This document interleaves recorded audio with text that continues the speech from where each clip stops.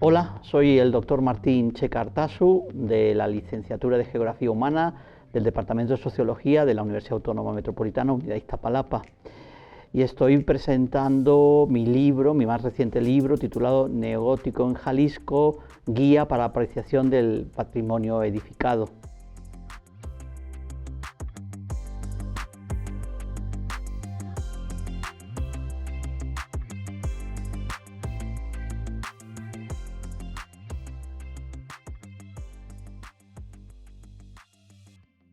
Es un libro editado en Guadalajara por la editorial Arquitónica en noviembre de 2021 y que, recoge por primera vez en México, pues es un libro pionero en esta temática, la arquitectura neogótica. ¿Cuál es la arquitectura neogótica? Es una arquitectura especialmente de templos, de iglesias, de capillas, pero también de cementerios, de palacios, de mansiones, que se desarrolla en México desde finales del siglo XIX, principios del siglo XX, la época porfiriana básicamente, pero que tiene una continuidad que incluso llega hasta nuestros días. En México hay en torno a unos casi 500 ejemplos de edificios, tanto religiosos como civiles, que tienen elementos o han sido construidos completamente en arquitectura neogótica. Y en Jalisco concretamente es donde encontramos más en todo México, cerca de unos 90. Y por ello, fue del interés de esta editorial, que tiene una serie de libros sobre patrimonio de Jalisco, para desarrollar este título sobre esta arquitectura que ciertamente es muy poco conocida en el país. Y es una arquitectura abundante porque recoge los historicismos arquitectónicos y los eclecticismos, que son una forma, unos estilos arquitectónicos que se dan en esta época del porfiriato. Y entre estos ejemplos tenemos ejemplos magníficos, espectaculares, que son hoy objeto de turismo, como por ejemplo el Templo Expiatorio de Guadalajara, un gran templo neogótico cerca del centro de la ciudad de Guadalajara, que se inspira en la Catedral de Orvieto, diseñado el proyecto original a la limón por un ingeniero jalisciense, Salvador Collado, y por un ingeniero italiano, Adamo Boari, el mismo que también diseñó el Palacio Postal y el Palacio de Bellas Artes aquí en la Ciudad de México. Y si ese es un edificio significativo, muy medieval, que se acaba construyendo en 1972, de hecho tarda casi 70 años su construcción, acabada por el arquitecto Ignacio Díaz Morales, uno de los referentes de la arquitectura de Jalisco. Encontramos otros grandes templos y edificios en Jalisco, como por ejemplo el templo de San José Obrero en Arandas, en los Altos de Jalisco, un enorme templo que se asimila a este gótico francés, a la Catedral de Chartres en Francia, y que es desarrollado allí por distintos arquitectos y maestros de obra en esa población de los Altos de Jalisco. Y encontramos muchos más ejemplos, por ejemplo el templo de Nuestra Señora del Rosario o del Padre Galván en la ciudad de Guadalajara, también puramente medieval, pero es una arquitectura medieval desarrollada en los años 50 del siglo XX, y que recoge, por ejemplo, en su arquivolta, en la portalada principal, recoge mariachis, chinas poblanas, en actitud de fiesta, porque lo que está recogiendo esa portalada es un misterio del Rosario, concretamente un misterio gozoso, un misterio de fiesta, ¿no? La entrada de Jesús en el templo. Y así podemos citar muchos otros ejemplos en haciendas, por ejemplo, la hacienda de los Sauces en Encarnación de Díaz, en el norte de Jalisco, tocando Aguascalientes, el templo del Señor San José, construido por un hacendado que tenía una fábrica de jabón y que lo construye para que su hijo pueda dar misa en el momento que sea declarado sacerdote, ¿no?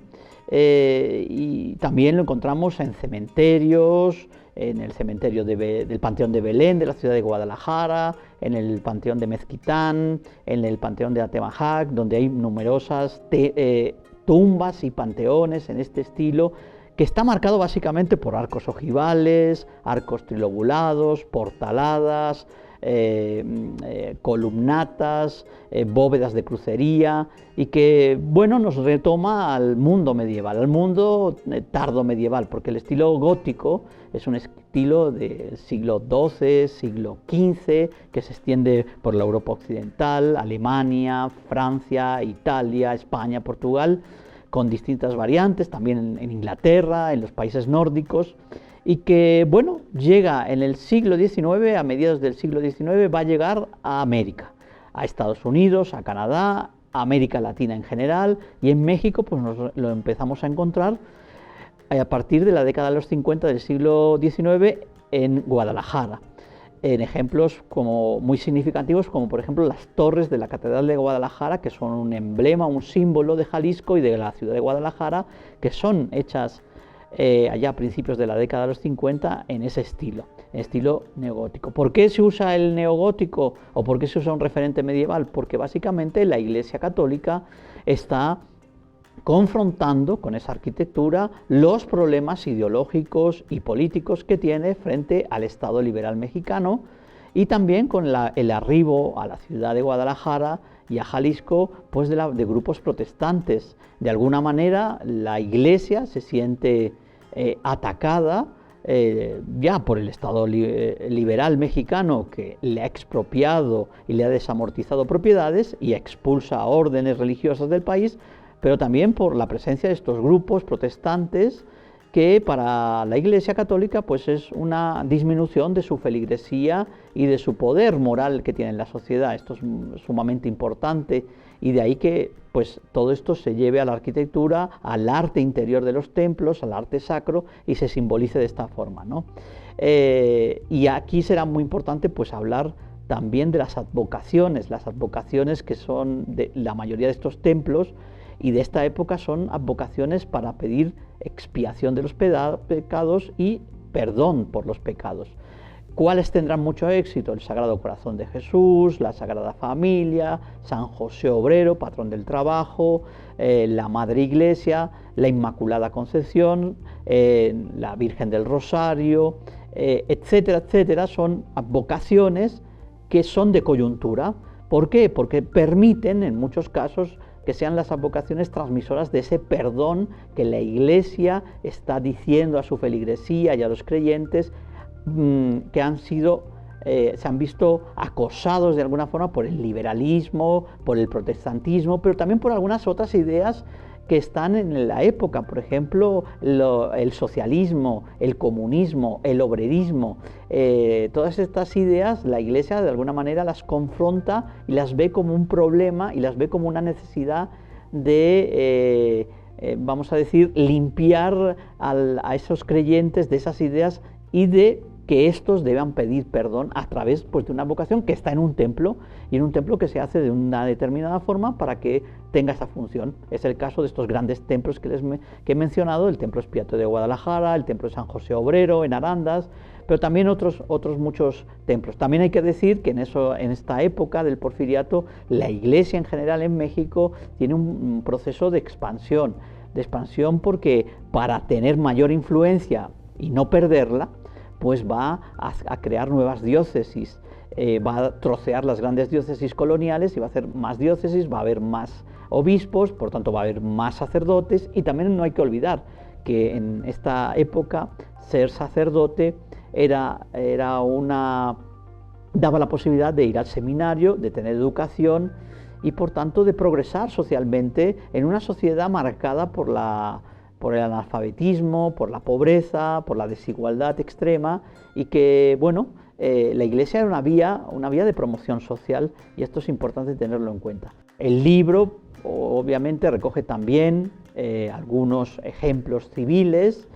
el Hospital del Sagrado Corazón de Jesús, por ejemplo, en Guadalajara, y los numerosos parianes y plazas de zócalo, portaladas, que existen en Jalisco, especialmente en el sur de Jalisco. Hay algunas muy famosas en San Ignacio, en Sayula, en Ojuelos, que forman parte del paisaje urbano de estas poblaciones que tiempos después verían nacer la figura del escritor y fotógrafo Juan Rulfo. El neogótico está por todas partes, está por todo el país, decía que son casi 500 ejemplos en todo el territorio nacional. Este es el primer libro que se desarrolla sobre este estilo arquitectónico, que contiene arquitectura y que contiene arte sacro de gran calidad. No hay que olvidar que es un estilo que tiene vitrales, que tiene escultura, que tiene pinturas a veces al fresco en las paredes, y que por tanto lo convierte los templos, las casonas, las mansiones e incluso los panteones los convierte en contenedores de arte, en muchos casos de gran calidad, y que revelan la genialidad y el buen hacer de muchos artesanos mexicanos en esos momentos. Bueno, el libro tiene un subtítulo que se refiere a la apreciación del patrimonio edificado, de los edificios. En toda ciudad, en todo pueblo, existen edificios significativos o a veces no tan significativos, pero que forman parte de las formas de hacer, de construir, de ser, de quienes habitan o han habitado esas ciudades y esos pueblos. De alguna manera, este tipo de trabajos quieren dar a conocer los detalles de esas construcciones y también valorizarlos como patrimonio y como parte de la idiosincrasia y de las formas de hacer, construir y vivir de las personas de esas ciudades. En este caso, pues bueno, son templos, son iglesias, son capillas, son casonas, son panteones en cementerios, son portales de Parián, de zócalos, y son parte de ese patrimonio construido que es el paisaje urbano de muchas poblaciones, pues no solo de Jalisco, que es el tema del libro, sino de todo el país, y que por tanto forman parte de la identidad y de los símbolos contenidos y de la memoria de los que habitan esas poblaciones, ¿no? Y por tanto creo que han de ser reconocidos, documentados e informados para las generaciones futuras, para que también los valoricen y los sepan apreciar. El libro se puede encontrar en la página de la editorial Arquitónica, es la mejor forma de comprarlo. El precio son 350 pesos, es un libro ciertamente asequible, y también el libro va acompañado con un costo de un skyline del neogótico de Guadalajara, que va junto a la compra del libro.